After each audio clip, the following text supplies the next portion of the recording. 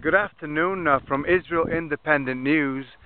This is Luden Centeno Perez, and I'm actually standing here on this mountain facing the city of, actually the village of Bet Jala, where one time or the other, the terrorists that were following Fatah and Arafat, at one time or the other, were actually firing automatic rifles or weapons towards Israel.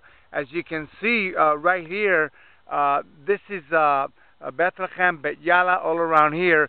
And let me just go here towards my right, where you're going to see that there are no longer any walls that are protecting Israeli civilians.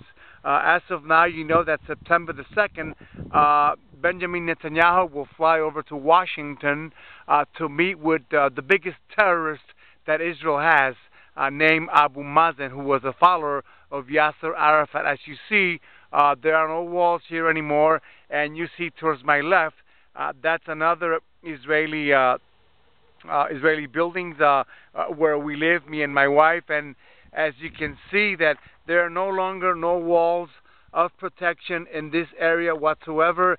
Today, the IDF removed them, and September the 2nd in America, America has put this meeting together with Hillary Clinton, Abu Mazen, Egypt, and Jordan. And the bottom line here is that they want to continue to give the land of Israel to Arab terrorists like Abu Mazen and all his followers.